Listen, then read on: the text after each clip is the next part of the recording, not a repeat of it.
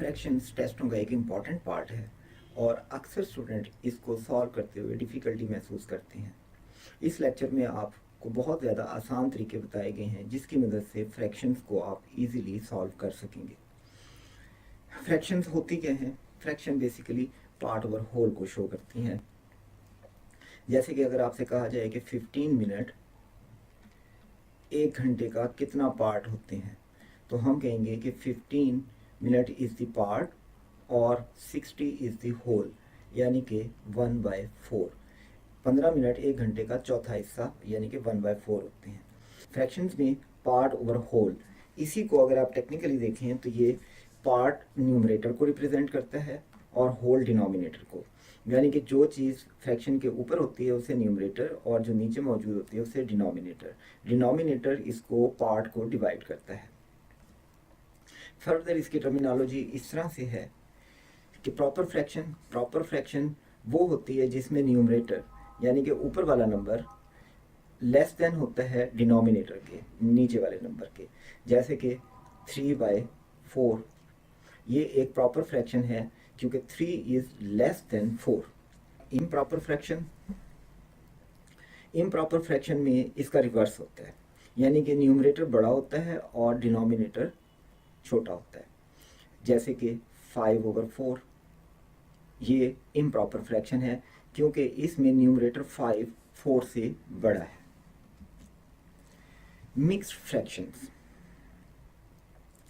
Fraction वो fraction होती है जिसमें बेसिकली न्यूमरेटर बड़ा होता है, जैसे कि 4/5। अब अगर हम फ्रैक्शन को देखें तो ये 4 पार्ट से मिलकर होल बनता है और जबकि ऊपर 5 पार्ट्स मौजूद हैं, इसलिए ये 1 से बड़ी है। याद रखें कि फ्रैक्शन जो भी फ्रैक्शन होगी प्रॉपर फ्रैक्शन वो हमेशा लेस होगी 1 से। Fraction is always less than 1, जबकि ये ग्रेटर देन 1 है।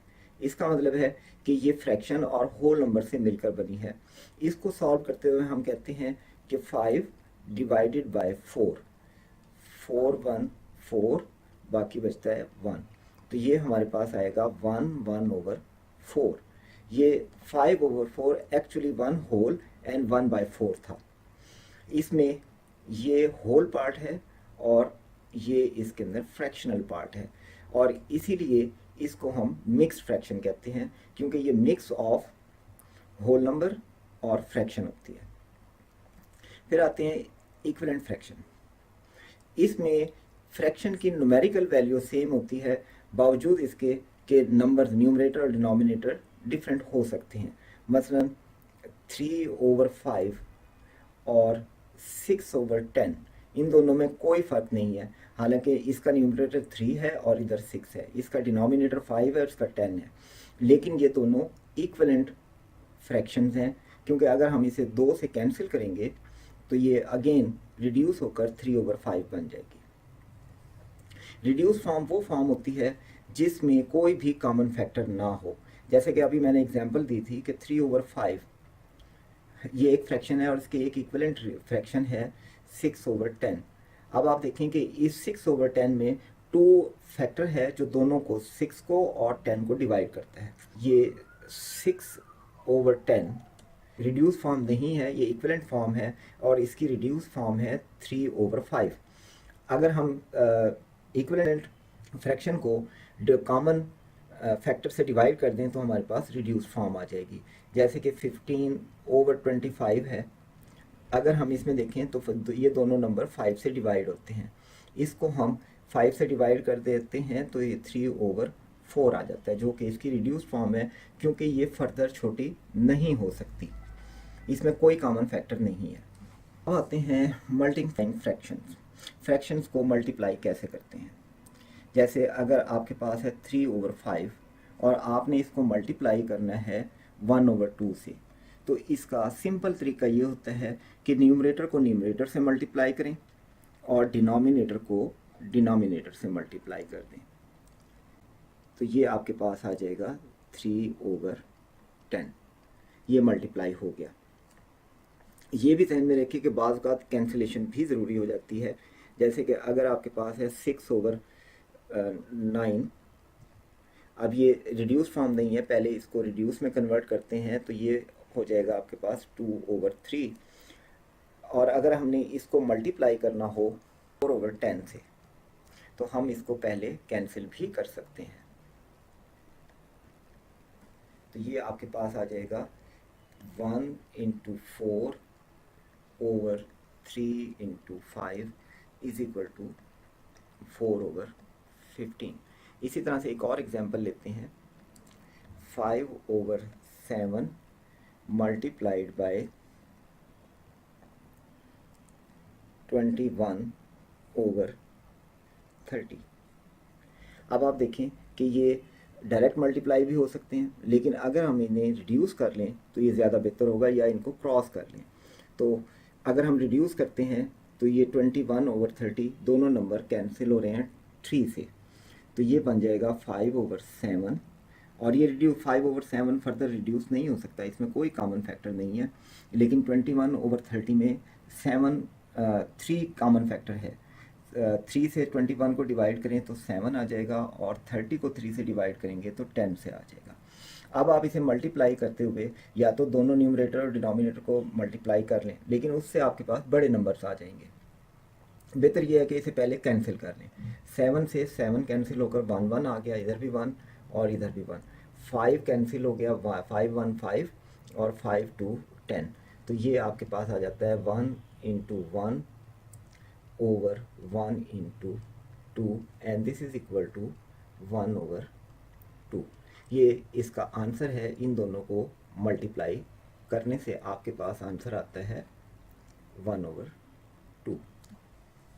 Dividing fraction. डिवाइडिंग फ्रैक्शन में हम एक एग्जांपल लेते हैं, जैसे कि 3/5 डिवाइडेड बाय 2/15। अब हमने इस फ्रैक्शन को डिवाइड करना है, 3/5 को डिवाइड करना है 2/5 से, 2/15 से। इसके लिए हम पहली फ्रैक्शन को फ्रॉम लेफ्ट टू राइट, पहली फ्रैक्शन है 3/5, इसको ऐसे ही लिखते हैं और डिवीजन को हम मल्टीप्लिकेशन में कन्वर्ट कर देते हैं, और उसके फ़ौरन बाद जो नेक्स्ट फ्रैक्शन आ रही है उसको हम रिवर्स कर देते हैं, यानी कि उसका रेसिप्रोकल ले लेते हैं। अब हमने क्या किया कि 3/5 को इसी तरह लिख दिया, लेकिन डिवीजन को हमने मल्टीप्लिकेशन में कन्वर्ट किया और 2/5 को 15/2 कर दिया। इस तरह से अब ये फ्रैक्शन डिवीजन के बजाय मल्टीप्लिकेशन में चली गई है। अब आप इसमें क्योंकि कॉमन फैक्टर मौजूद है, ये कैंसिल भी हो सकती हैं, 5 1 5 और 5 3 15। तो अब हमारे पास ये बन जाता है 3 × 3 divided by 1 × 2 is equal to 9/2।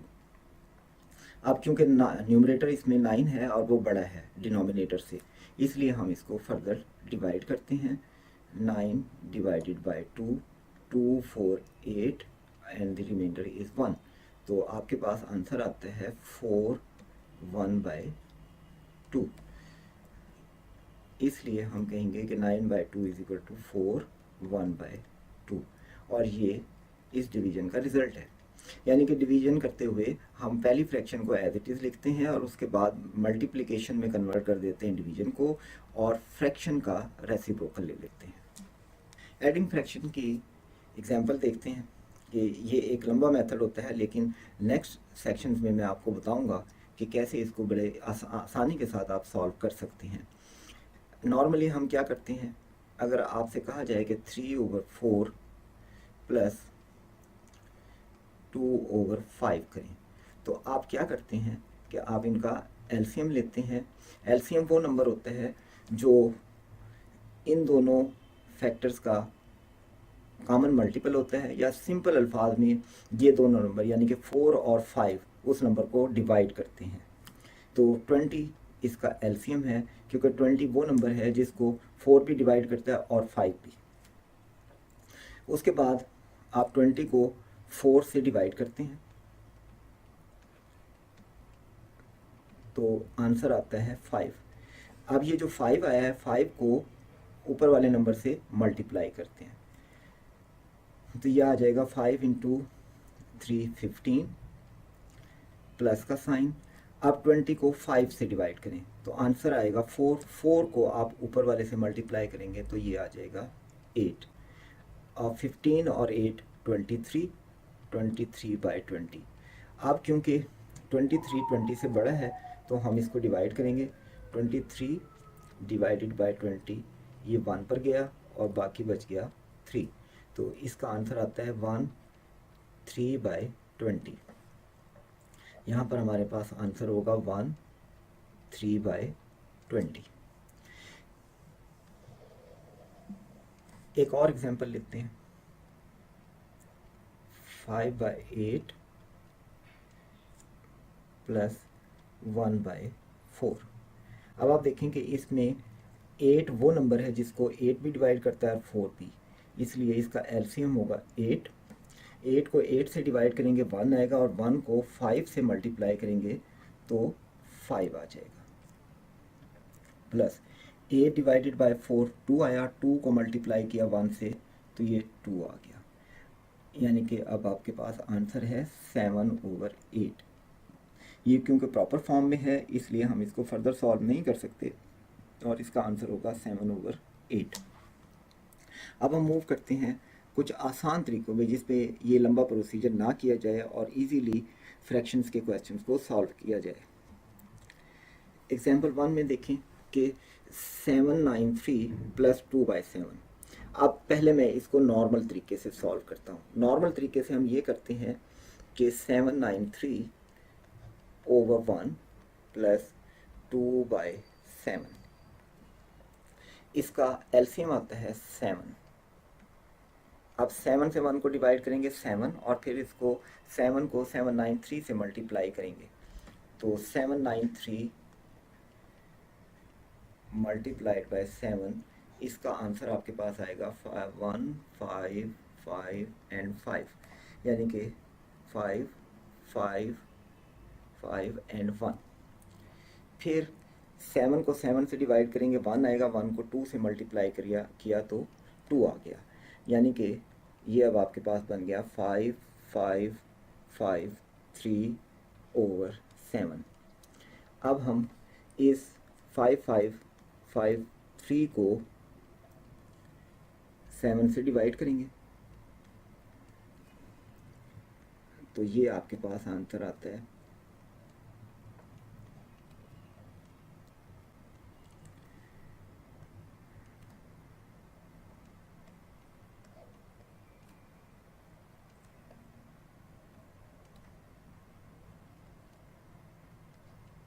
2, यानी कि इसका आंसर आपके पास आया 793 2/7।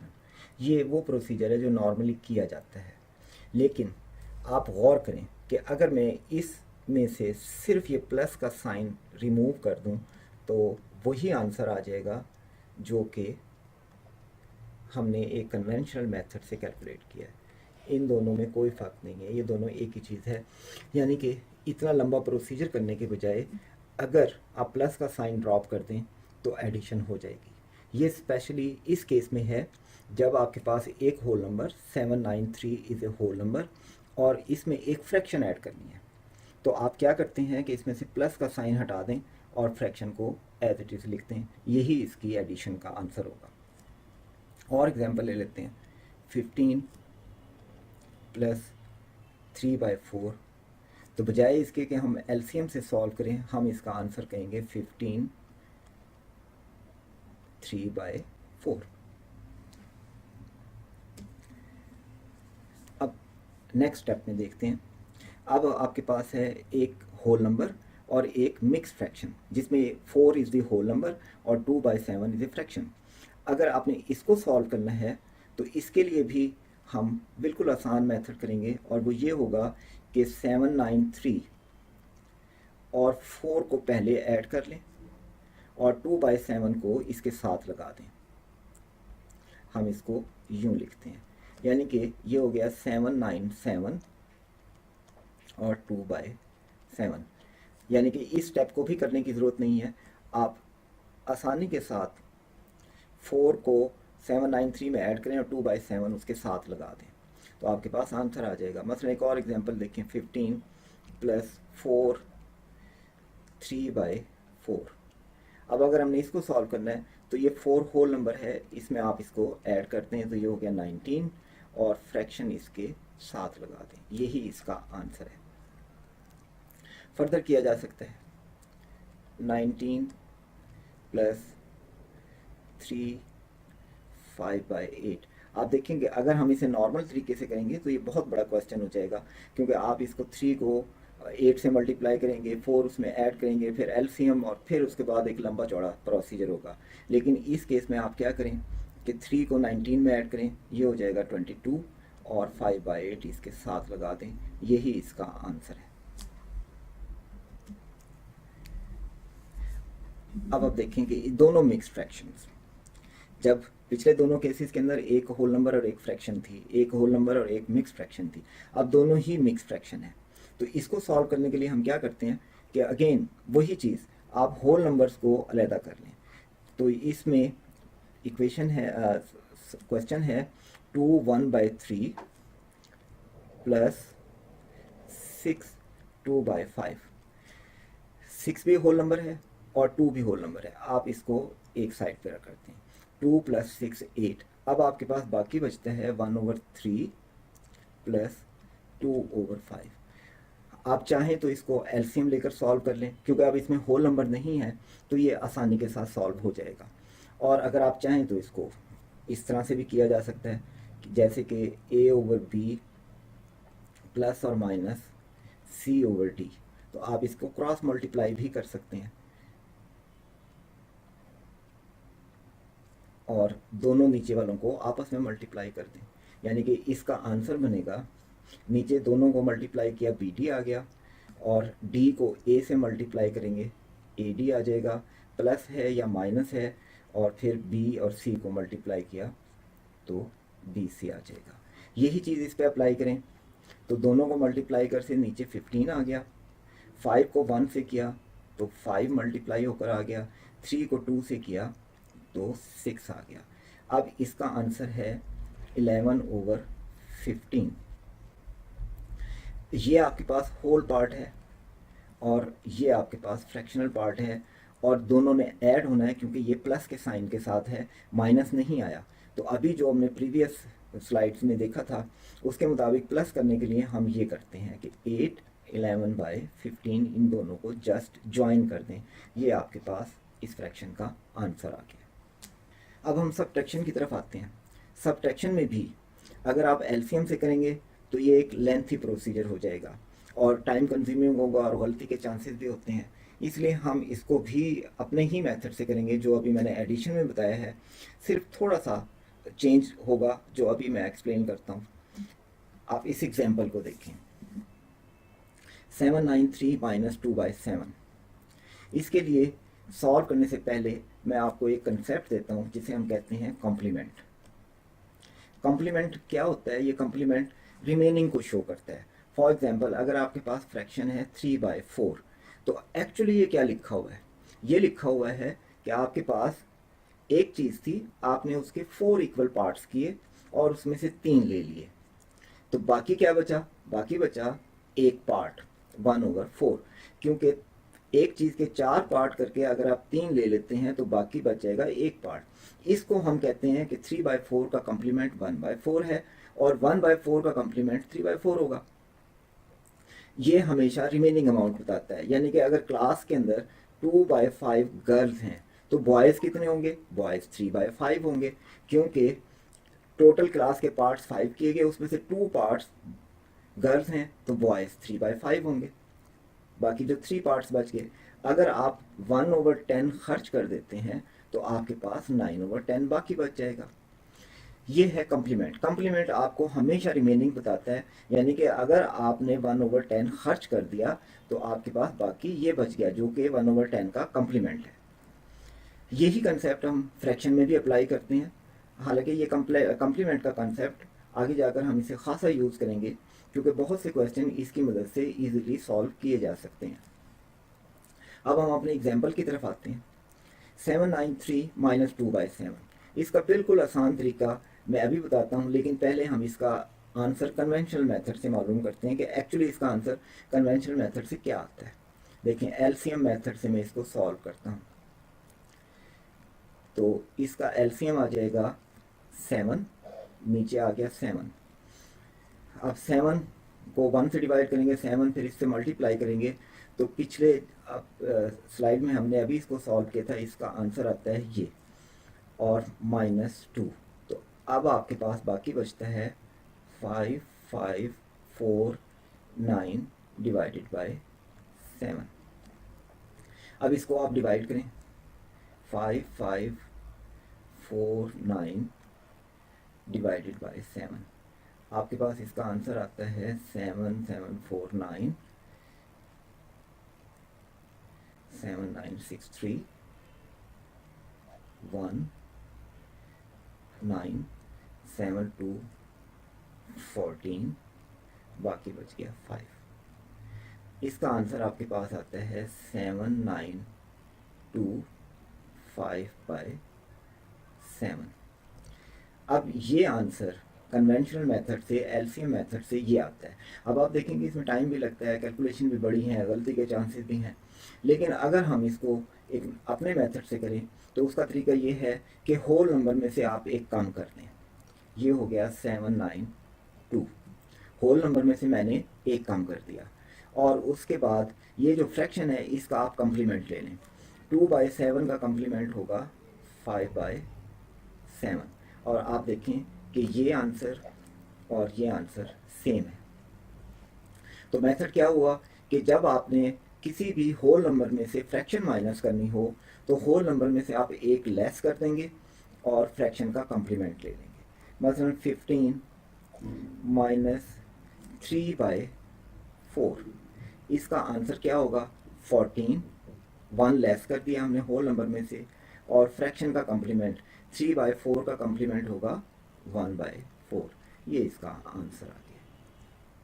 कोई और एग्जांपल ले लें, 20 - 7/10, तो 20 में से एक लेस किया 19, और 19 के बाद इसका कम्प्लीमेंट लें 7/10 का, तो ये आ जाएगा 3/10। ये आपके पास इसका आंसर आ गया। अब देखते हैं होल नंबर में से एक मिक्स फ्रैक्शन को सब्ट्रैक्ट करना। यहाँ पर भी पहले की तरह हम होल नंबर को पहले सॉल्व कर लेंगे, यानी कि 793 - 4 2/7। पहले 793 में से 4 को माइनस कर दें, ये आपके पास आ गया 7, 8, 9 और -2/7। अब आप इसमें से, क्योंकि माइनस करना है, इसमें से एक कम कर देंगे, ये हो जाएगा 788, और 2/7 का कम्प्लीमेंट होगा 5/7। ये आपके पास इसका आंसर आ गया। और एग्जांपल ले लें, 15 - 4 3/8। तो अब आप देखें कि सबसे पहले आप क्या करेंगे, 15 में से 4 को लेस किया, ये आ गया 11, और इधर बच गया 3/8। अब आप इसमें से एक कम कर दें, ये 10, और 3/8 का कम्प्लीमेंट होगा 5/8। ये आंसर आ गया। अब हम मिक्स फ्रैक्शन को मिक्स फ्रैक्शन में से माइनस करते हैं इसी मेथड से। 15 3/4 -7 2/5। अब हमारे रूल के मुताबिक पहले हम होल नंबर्स को माइनस करते हैं। 15 - 7 इज़ 8। बाकी आपके पास बचता है 3/4 - 2/5। अब चाहें तो आप इसको एलसीएम से कर लें, या क्रॉस मल्टीप्लिकेशन मेथड जो मैंने अभी आपको बताया था उससे कर लें। तो नीचे वाले दोनों को मल्टीप्लाई करेंगे 20, 5 को 3 से मल्टीप्लाई करें 15, -4 को 2 से करें 8, ये आता है आपके पास 7/20। अब आप देखें कि ये भी प्लस है, 8 भी प्लस है, और 7/20 भी प्लस में हमारे पास आ रहा है, इररिस्पेक्टिव कि हमने माइनस करना था। माइनस ये हो चुका है, अब जो आपके पास बच रहा है वो प्लस में बच रहा है, इसलिए इस पे एडिशन वाला मेथड लगाकर इन दोनों को जस्ट आप ज्वाइन कर देंगे। ये आपके पास इसका आंसर आ गया। ये बार बार ख्याल रहे कि इस माइनस की वजह से हम इसको ट्रीट नहीं करेंगे, ये हमारे नॉर्मल प्रोसीजर में इस्तेमाल होते हुए हमें एंड पर जाकर प्लस में दे रहा है। अगर ये माइनस में देता तो हम इसमें से कंप्लीमेंट लेते और उधर से एक कम करते, लेकिन क्योंकि अब ये प्लस में बच रहा है इसलिए ये एडिशन के रूल के मुताबिक इसके साथ एज इट इज़ लग जाएगा। अब कुछ कॉमन मिस्टेक्स देखते हैं कि स्टूडेंट्स बाज़ औक़ात, सब नहीं, बाज़ औक़ात ये गलती करते हैं, जैसे कि इस एग्जांपल में बताया गया है कि 3/4 + 4/5 आपने करना है।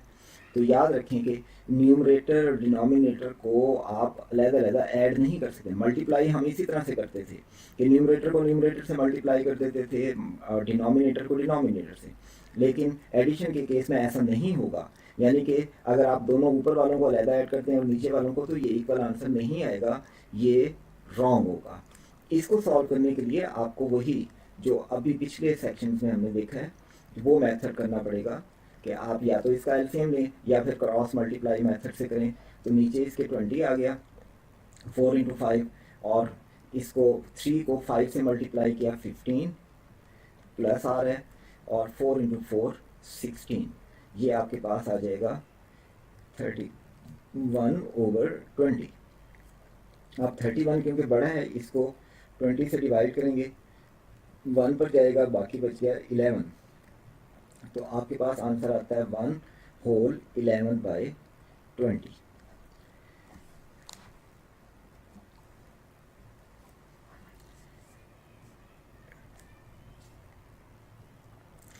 अब आते हैं एडिंग द डिनोमिनेटर, जबकि दोनों डिनोमिनेटर सेम है।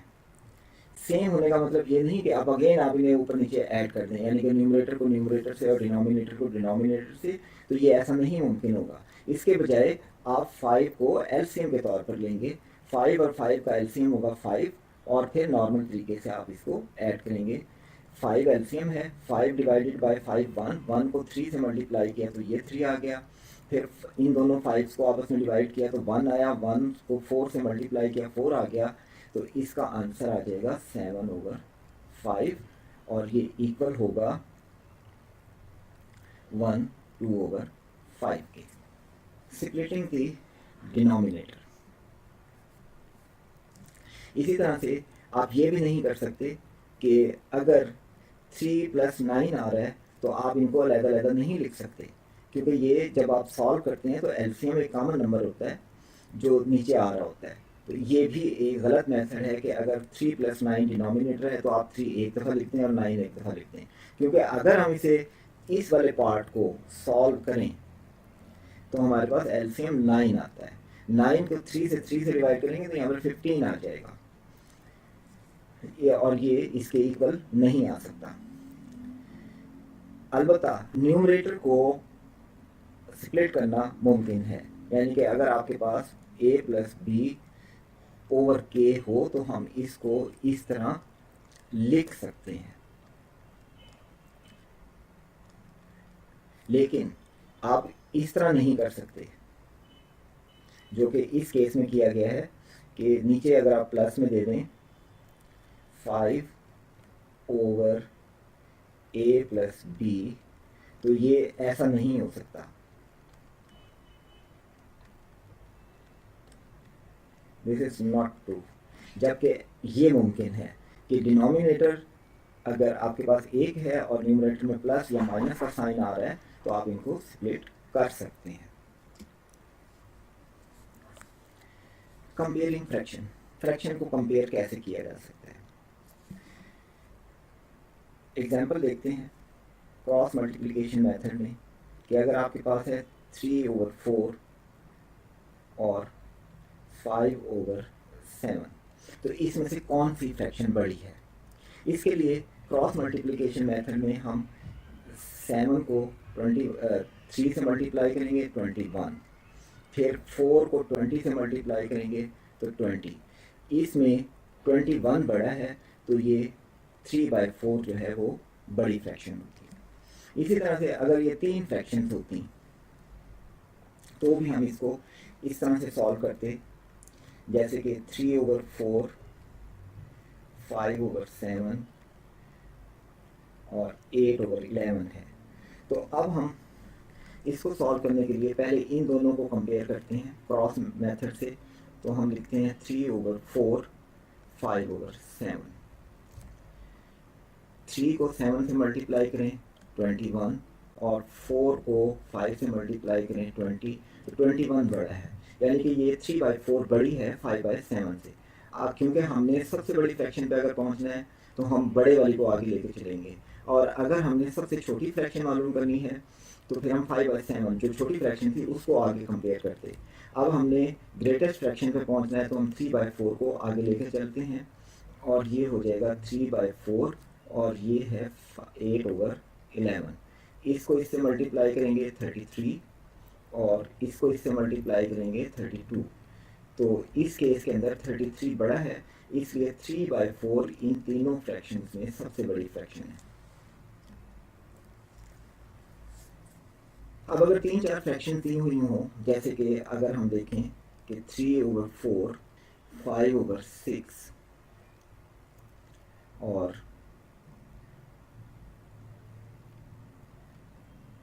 5/8,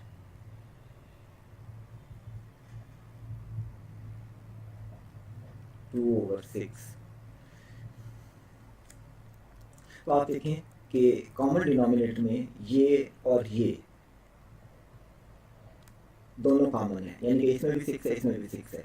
तो अब हम देखेंगे कि जिसमें न्यूमरेटर बड़ा है वो फ्रैक्शन बड़ी है, ये फ्रैक्शन बड़ी है इससे, ये छोटी फ्रैक्शन है और ये बड़ी फ्रैक्शन है। इसका मतलब है अगर दो फ्रैक्शन को कंपेयर करना हो, जैसे 3/5 और 4/5, तो हम देखेंगे कि 5 इसमें कॉमन है दोनों में, तो जो नंबर बड़ा है वो है 4, तो ये 4/5 बड़ी होगी 3/5 से। अब इस केस में वापस आएँ तो अब हमें पता लग चुका है कि ये बड़ी है। अब अगर हमें इनको कंपेयर करना है तो पिछले सेक्शन में जो क्रॉस मल्टीप्लिकेशन मेथड था वो हम अप्लाई करेंगे, लेकिन इन दोनों में से अगर हमने ग्रेटर बताना है सारी फ्रैक्शन में से, तो इन दोनों में से हम इसको छोड़ देंगे क्योंकि ये ऑलरेडी इससे छोटी है, तो ये सबसे बड़ी नहीं हो सकती। अब इन तीन फ्रैक्शंस को हम क्रॉस मेथड से चेक कर लेंगे। इसी तरह से कॉमन न्यूमरेटर में अगर आपके पास है 3/7 और 3/8, अब हमें बताना है कि इसमें से बड़ी फ्रैक्शन कौन सी है। तो इसमें देखें कि न्यूमरेटर 3 और इसमें भी न्यूमरेटर 3। अब जिसका डिनोमिनेटर छोटा है वो फ्रैक्शन बड़ी है, यानी कि 3/7 जो है वो बड़ी फ्रैक्शन है, क्योंकि ये 3 के 7 पार्ट्स करता है और ये 3 के 8 पार्ट्स, तो ये छोटा है और ये फ्रैक्शन बड़ी फ्रैक्शन है। फिर एक और केस है कि बात इस तरह की फ्रैक्शन आपके पास आती है 3/5, 7/9। आप देखें कि इन दोनों नंबर में 3 और 5 में 2 का डिफरेंस है, डिफरेंस जो है वो 2 का है। इसमें देखें कि 7 और 9 में भी 2 का डिफरेंस है। अगर डिफरेंस सेम हो न्यूमरेटर और डिनोमिनेटर में, दो फ्रैक्शंस या दो से ज़्यादा फ्रैक्शंस हों और उनके न्यूमरेटर और डिनोमिनेटर में आपस में सेम डिफरेंस आ रहा हो, जैसे कि 3/5 और 7 और 9 में 2 का फर्क है, तो इसमें बड़े नंबर वाली फ्रैक्शन बड़ी होती है, ये फ्रैक्शन बड़ी है और ये फ्रैक्शन छोटी है। तो 3/5 छोटी फ्रैक्शन है और 7/9 बड़ी फ्रैक्शन है। Using translation for solving fractions word problems. दूसरे टॉपिक की तरह translation from English to math is important in fraction word problems as well. तो वही रूल इसमें भी इस्तेमाल होंगे, जैसे कि इज़, वाज, वर के लिए हम कहते हैं कि ये इक्वल के साइन में इस्तेमाल होते हैं, और ऑफ, टाइम्स ऑफ, ये इनके लिए हम मल्टीप्लाई का सिंबल इस्तेमाल करते हैं। जैसे कि अगर हम कहें कि ए इज़ हाफ ऑफ 120, तो हम कहेंगे ए इज़ हाफ ऑफ 120 और ए इज़ इक्वल टू 60। और एग्जांपल ले लेते हैं, के is half of 3/4 of 120, then it will become k is half of 3/4 of 120। इसको सॉल्व करेंगे तो k की वैल्यू आपके पास आ जाएगी 430 और 1545।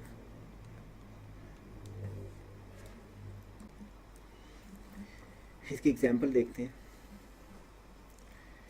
12 is 3/4 of what number? 12 is equal इस्तेमाल किया, ऑफ की जगह मल्टीप्लाई, 3/4 ऐसे ही आ गया, और व्हाट नंबर की जगह हमने कहा 12 is equal to 16। What of the vote cast in favour of the motion. इस तो इन फेवर वोट लाजमी तौर पे 5 होंगे क्योंकि मोशन पास हुई है। तो इनकी एक्चुअल रेशो क्या बनी पार्ट ओवर होल से, मोशन पास हुई 5 पार्ट से और टोटल पार्ट्स कितने हुए 5 + 3, तो आंसर आता है 5/8। कॉम्प्लीमेंट ऑफ ए फ्रैक्शन, ये अभी फ्रैक्शन को सॉल्व करते हुए हम इस चीज़ को पहले भी देख चुके हैं, लेकिन ज़रा अब डिटेल से देखते हैं कि इसको वर्ड प्रॉब्लम्स में हम कैसे सॉल्व करेंगे। जैसे कि है 1/3, ये आपको क्या बताता है कि आपके पास एक चीज़ थी, आपने उसके 3 इक्वल पार्ट्स किए और उसमें से 1 ले लिए। यानी कि अगर हम कहें कि आपने 1/3 खर्च कर दिया, जितनी भी पॉकेट मनी आपके पास थी आपने उसमें से 1/3 खर्च कर दिया, तो आपके पास बाकी क्या बचा, आपके पास बच गया 2/3। इसको हम कहते हैं कॉम्प्लीमेंट। कॉम्प्लीमेंट का मतलब होता है बकाया, रिमेनिंग अमाउंट या रिमेनिंग चीज़ भी आप कंसिडर। और 3 का कॉम्प्लीमेंट होगा 5/8 बॉयज़ हैं तो गर्ल्स 3/8 होंगी, क्यों 3/8। अगर 5/8 बॉयज़ हैं तो बाकी गर्ल्स होंगी, तो बाकी तो 3/8 है। इसी तरह से अगर आप 1/2 खर्च कर देते हैं तो 1/2 आपके पास बाकी बच जाएगा। इस कॉम्प्लीमेंट मुख्तलिफ करते हैं, आप देखेंगे एग्जाम्पल से हम इसकी वजाहत करते हैं। A car is run until the gas tank is 1/8 full। इस स्टेटमेंट में अगर हम गौर करें तो 1/8 गैस जब उसमें मौजूद थी तो इसको फिल कराया गया, यानी कि कंज्यूम तो 1/8 कंज्यूम हो चुका, यानी कि ये 1/8 होगा और 8/7 and this is equal to 16, यानी कि टैंक की कैपेसिटी 16 गैलन है।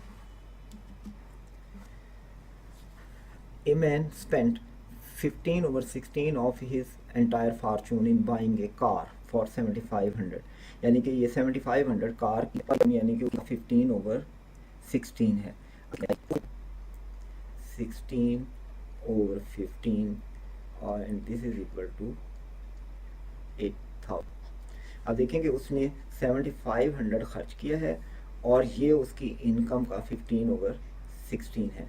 तो हमने कहा कि उसकी इनकम आई है और उसका 15/16 7,500 के इक्वल है, और यहाँ से हमारे पास आई की वैल्यू 80,000 आती है। ये एक और एग्जांपल है। David receive his allowance on Sunday, उसे अलाउंस मिला है संडे को। He spent 1/4 of his allowance on Monday and 2/3 of the remainder, यानी कि फर्स्ट में 4 उसने स्पेंड किया तो 3 का यानी कि 3/4 का 2/3 खर्च किया तो 1 बच गया, क्योंकि वो पूछ रहा है आपसे what part of allowance is left, बाकी क्या बचा। तो पहले उसने 1/4 खर्च किया, उसमें से 3/4 बच गया, उस 3/4 में से 2/3 खर्च हुआ तो 1/3 बच गया, तो उसके पास नेट जो अमाउंट बची हुई है वो 1/4 है।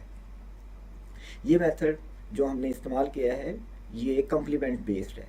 अगर आप इसे कन्वेंशनल जनरल मेथड से करें तो ये एक बड़ा क्वेश्चन बन जाएगा। अब हम इसमें सपोज करते हैं 1200 रुपीज़, उसमें से उसने 1/4 खर्च किया, यानी कि 1200 का 1/100 रुपीज़ उसने खर्च कर 900 में 2/3 किया, 600 माइनस कर, उसके पास बचती है। इस पार्ट बनाएंगे और होल आपके पास 1200 है, तो 300/1200 इज इक्वल टू 1/4। 4, और ये वही 1/4 है जो हमने कम्प्लीमेंट मेथड से तो ये रिव्यू लेते हैं और स्टेप बाय स्टेप सारे क्वेश्चन को सॉल्व करते हैं। जबकि ये एक आसान मेथड है, मैं इसको दोबारा एक्सप्लेन करता हूँ कि पहले उसने 1/4 खर्च किया तो उसके पास 3/4 बच गया। 3/4 में से उसने 2/3 खर्च किया तो 1/3 बच गया। इन दोनों को सॉल्व करने से आपके पास आता है 1/4 जो कि बचा हुआ है। और अगर 1/4 का कम्प्लीमेंट लें तो ये 3/4, यानी कि इसने टोटल का 3/4 खर्च किया है और 1/4 उसके पास बचा हुआ है। ये भी कम्प्लीमेंट बेस एक और क्वेश्चन है। 1 house above 50,000 what part of the staff earn below 25,000। इसके लिए आपको मैं एक ग्राफिकल रिप्रेजेंटेशन देता हूँ। ये टोटल ये लाइन हाफ एम्प्लॉइज 50,000 से अबव है तो हाफ 5 के 1 है पहले, और ये 1/3 है तो इसका रिमेनिंग पार्ट 2/3 है। तो हम कहेंगे कि हाफ पर्सन की सैलरी 50,000 से अबव थी तो हाफ की सैलरी 1/3 है, तो बिलो कितनी होगी 2/3 होगी। तो इसका नेट रिजल्ट आता है 1/3, यानी कि 1/3 तमाम एम्प्लॉइज का 25,000 से बिलो होगा। इस क्वेश्चन को भी अगर आप कन्वेंशनल मेथड से करना चाहें तो वो इस तरह से हम एग्जांपल लेकर सॉल्व कर लेते हैं कि टोटल एम्प्लॉइज हैं 120, उसमें से हाफ 120 का हाफ यानी कि 60 एम्प्लॉइज 50,000 से बिलो हैं और 60 एम्प्लॉइज ही 50,000 के अबव होंगे। तो फिर यहाँ 130 और 20 के दरमियान है तो 1/3 आ गया 20। अब 20 60 में से माइनस कर दें तो बाकी बचे 40, यानी कि 40 एम्प्लॉइज हैं जो 55,000 और पास है 120 जो कि 1/3 बनता है। जबकि कम्प्लीमेंट मेथड से आप इसको विद इन सेकेंड सॉल्व कर सकते हैं। 1/3 अगर बिटवीन है तो 2/3 बिलो होंगे, तो इसका आंसर आपके पास आ जाता है 1/3।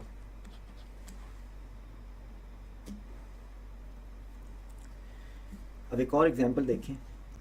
If a man's weekly salary is x and he saves y, अगर उसकी सैलरी है x और उसमें से वो y सेविंग करता है तो इसका मतलब है स्पेंड सैलरी 50 और उसमें से वो करता है 50 x माइनस y जो है वो स्पेंडिंग आ गई और टोटल कितना था x, तो पार्ट ये हो गया होल, तो sorry x minus y over compounding of a fraction. लेकिन भी हो सकता है जैसे कि प्रॉफिट के केसेस हैं या ग्रोथ के केसेस हैं, तो उसमें हम कंपाउंडिंग इंक्रीज बाय 1/4, ये इतनी इंक्रीज हो गई तो टोटल पॉपुलेशन कितनी हो जाएगी, ये हो जाएगी 1+4 की उनकी पहले पॉपुलेशन थी और 1/4 उसमें एडिशन हो गई, तो ये आपके पास आएगा टोटल अमाउंट 6/5 बन जाएगी। इस 5 को है जिसकी वजह से 6/5 बन गया। एग्जाम्पल ले लेते हैं के पास 1000 अमाउंट थी और उसको तरीका ये है कि हम 1200 आ जाएगा। दूसरा तरीका ये है 5, अगर टोटल अमाउंट 5 हो गई 6 बन गया। अब जब आप इसको 1200 आंसर आ जाएगा। एग्जाम्पल्स देखें। इस एग्जाम्पल में हमें दिया गया है the population of A town is 8600, it has increased 1/4 since then, what is the present population of the town। अब इसमें अगर 1/4 का इजाफा हुआ है तो ये कंपाउंडिंग के बाद 5/4 हो जाएगी, तो हम 8600 का 5/4 लेते हैं तो ये आ जाएगा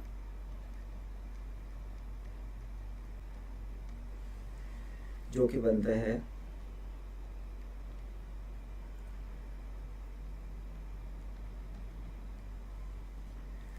10,750।